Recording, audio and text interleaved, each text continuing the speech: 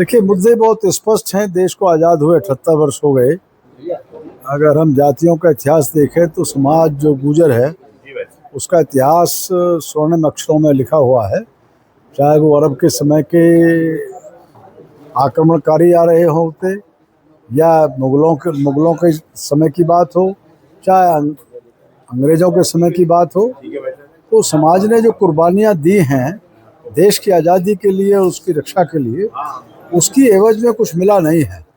आज जो वर्तमान राजनीतिक परिदृश्य है उसमें सबसे ज़्यादा उपेक्षित गुर्जर समाज अपने को महसूस कर रहा है और आज हमको कोई भी कैबिनेट मिनिस्टर देश में मिला नहीं है।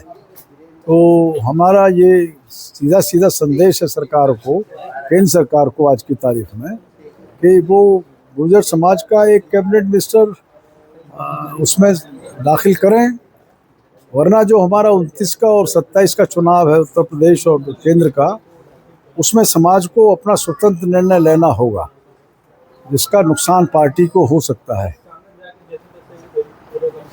क्या आने वाले चुनावों में गुर्जर समाज की भूमिका क्या रहेगी? आने वाले चुनाव में सीधी सीधी इस पर आधारित होगा कि जो पार्टी उसकी हिस्सेदारी करेगी उसके साथ वोट को शेयर करेगा गुर्जर। अब वो स्वाभिमान जाग चुका उसका, अब उसको एहसास हो गया है कि मेरी उपेक्षा हो रही है, मैं अपमानित हो रहा हूँ, आगे नहीं चलेगा वो। हमने 15 साल समाज ने एक तरफा वोट दे दिया भाजपा को उत्तर भारत में, पूरे में, महाराष्ट्र से लगा करके उत्तर प्रदेश तक, आगे ऐसा नहीं चलेगा। आपने एक अलग जगह, चाहे वो शिक्षा के क्षेत्र में हो चाहे राजनीति के क्षेत्र में, तो क्या कहना चाहेंगे?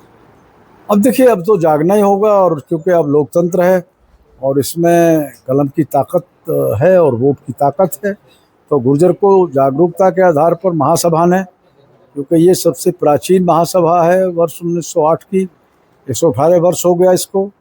महासभा का नारा है शिक्षित हो, संगठित हो और संघर्ष करो।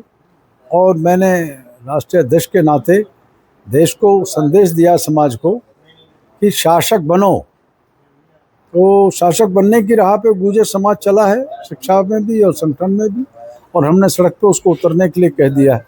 और हम 31 अक्टूबर को पटेल जयंती की जयंती पर हम दिल्ली में 1 लाख लोग वहाँ एकत्रित होंगे स्वाभिमान रैली के द्वारा, और ये निश्चित कर देंगे कि 29 में और 27 में हमको क्या करना।